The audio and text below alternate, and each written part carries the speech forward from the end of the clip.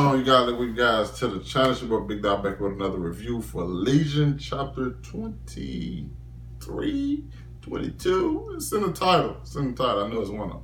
I think it's 22 though, or 23. I don't know. I don't know. But this we finally get introduced to Charles Xavier, the deadbeat. I have to call him a deadbeat because I'm kind of wondering where the hell was Charles after all this stuff was going on with David. We see how Charles met David's mother, who I can't think of her name right now. It's escaping me. We got to see how those two met. We got to see how them get together. We got to see brother David. We got to see, like in so many different intervals, we got to see when Charles left to go find like other mutants. But he just so happened the mutant that he met was, I think, Farouk. So I'm trying to like piece things together, because like if Charles met Farouk, Farouk was also there to put like the stuff in David, and he also got it within David's mind.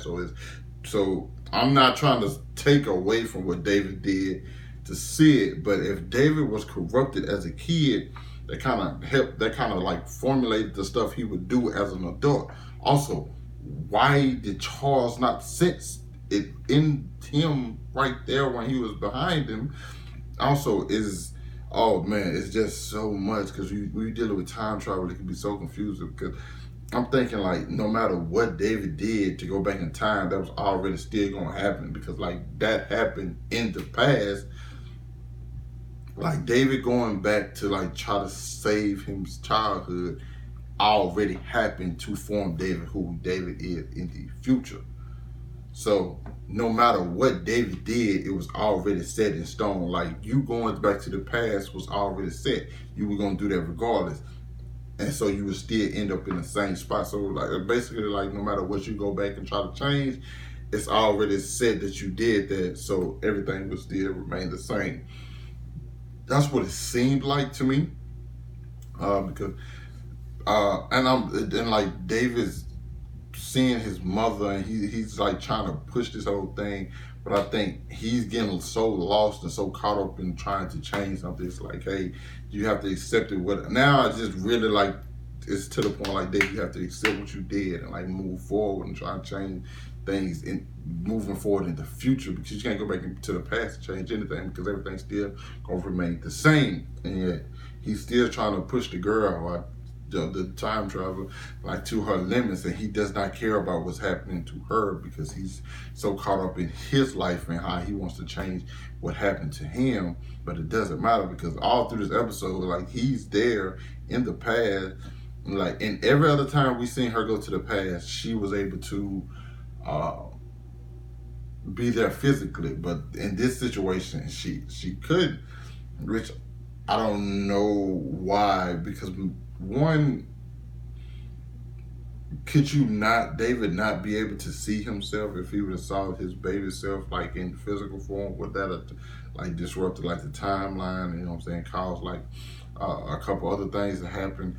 When you deal with time travel, it's very, very confusing. It can and if it's not done right, it can honestly hurt something. In this situation, you don't know why David wasn't able to, she wasn't able to see David. Why I think she heard him, but she just thought it was in her head, because like that, we don't know exactly what she was in a psych ward for, you know what I'm saying? That probably been one of the reasons.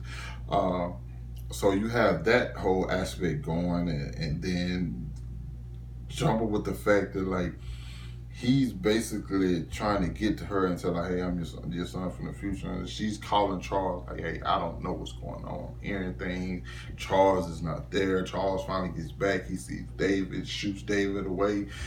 Well, his wife has already fell out. She's fainted. There's just so many things going on, and so many different, like, you don't know who's controlling what. You don't know why Farouk's there. I completely, to be honest, I don't even remember what Farouk's whole deal was in season 2 and season 1. Like, it gets so jumbled in so many different things, because you have random scenes where just stuff is happening. You're like, how is this happening? Is this just to make the show seem weird? I need a through line of like, you know what I'm saying, just like some notes and shit. This happened this day, this happened this day, this happened, like some shit like that. I'm confused, bro. And this honestly hurt my brain right now. Oh man, listen, get the conversation started down in the comments, man. Help me out, man. You guys let me know what you thought about the episode down in the comments as well. Hit that like button, subscribe to my channel. Do y'all think David's gonna get his shit together? Do you think David just need to take what he did and just run along with it? Do you think David's just gonna be the person to destroy the world? Also, where the hell was Charles Xavier for the majority of David's life? There's so many things we need to find out. Hopefully we find them out by the end of the season, because this is the final season of Legion. I'll catch up with you guys later, man. Peace.